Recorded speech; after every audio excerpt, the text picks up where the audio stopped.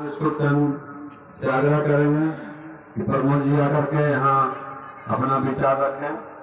प्रमोद जी, बड़ी खुशी की बात है कि हम लोग आज 30वें विदाई समारोह में उपस्थित हैं और बाबा का पुण्य कार्य में लगे हुए हैं।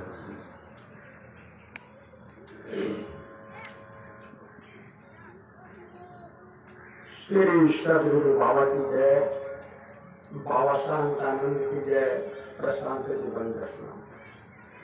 करता करे न कर सके, गुरु करे सो होय।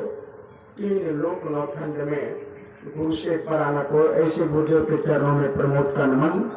सत्संग स्थल पर उपस्थित हमारे गुरु भाइयों, गुरु बहना और श्रोता भी। विश्व बलि नहीं होता है, समय होत बलवान। घड़ी घड़ी का मोल है, मत बोलो इंसान। समय बराबर ब्रह्म है और न कोई दूजा। समय के साथ चल दो, यही है सर्वश्रेष्ठ पूजा। आज का यह विदाई समारोह हम सबों को बाबा को याद करने का शुभ अवसर प्रदान करता है। सब जानते हैं कि जब हम बाबा को याद करते हैं तो बाबा का दया बरसता है, क्योंकि याद का उल्टा दया होता है। दया बरसता है। जब दया बरसता है तो हम तमाम गुरु भाइयों, गुरु बहनों का इच्छित अर्थात मन में जो कुछ भी पैदा होता है, उन सारे प्रश्नों का समाधान हो जाता है। बाबा हम लोगों को शब्द के रूप में जो कुछ भी दिए हैं, वो सारे शब्द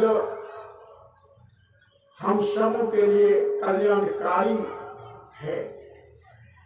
सब जानते हैं कल्याण शब्द का अर्थ होता है सुख, शांति और मुक्ति।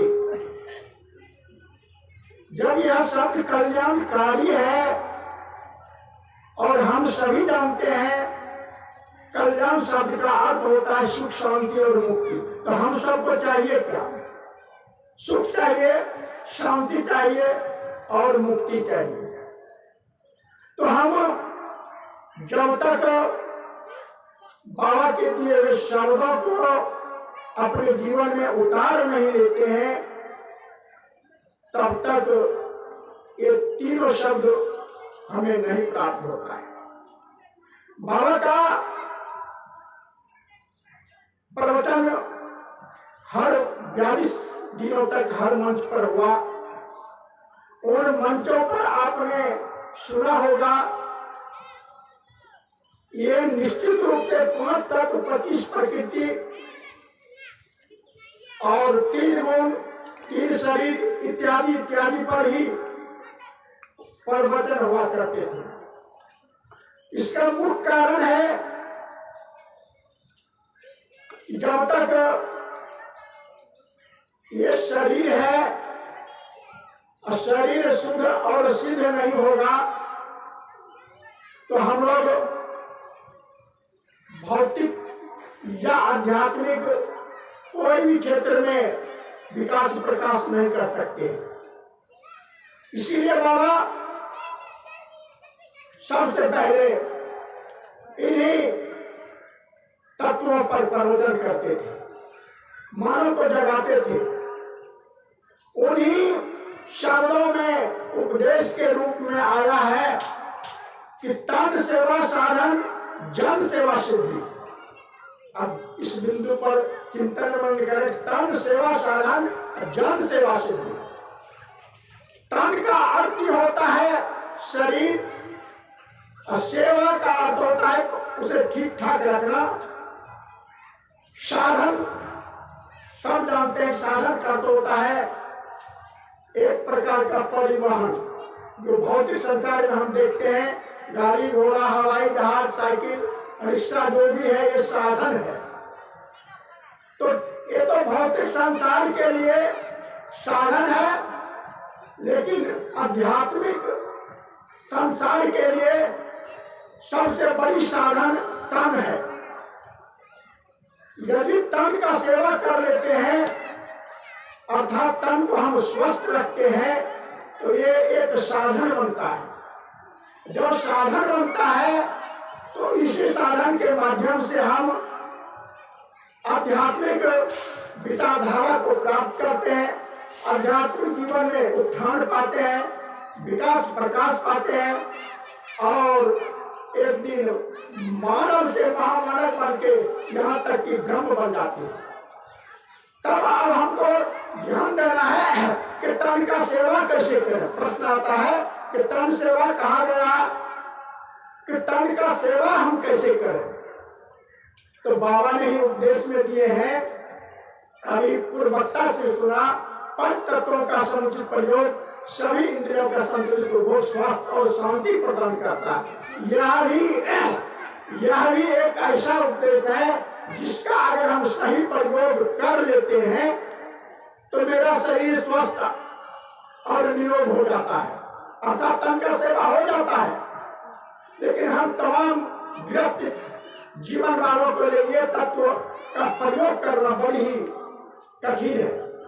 इसीलिए बाबा ने पुनः सिंपल साधारण रूप में बताए कि सात्विक भोजन, शुद्ध हवा, आसन व्यायाम ही स्वास्थ्य है।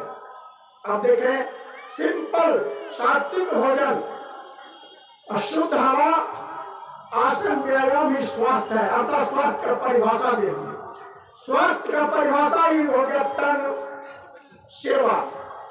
अर्थात आप स्वस्थ कैसे रहेंगे उसके लिए ये उपदेश हम लोग को दिए।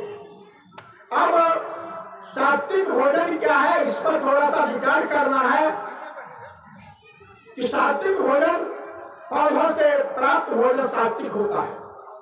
जो कुछ भी पौधों से प्राप्त होता है वो सारे सात्विक हैं।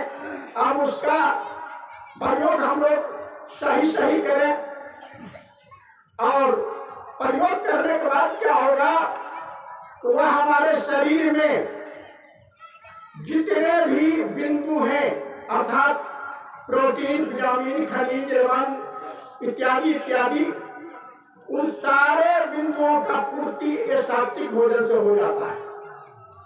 क्योंकि हम लोग भोजन में हर प्रकार का पौधों का प्रयोग करते हैं। जिन पौधों से हमें अन्न के रूप में, फल के रूप में, सब्जियां के रूप में, उसके बाद मसाला के रूप में, यहाँ तक कि दवाइयों के रूप में भी प्राप्त होता है। तो उन सारे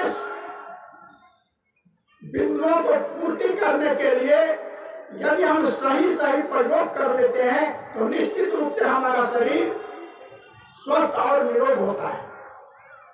अब उन भोजन में तीन प्रकार का, एक भोजन जो हमारे शरीर को ऊर्जा प्रदान करता है, और ऊर्जा प्रदान करने वाला भोजन का हम सही प्रयोग करते हैं तो हमारे शरीर में ऊर्जा मिलता है।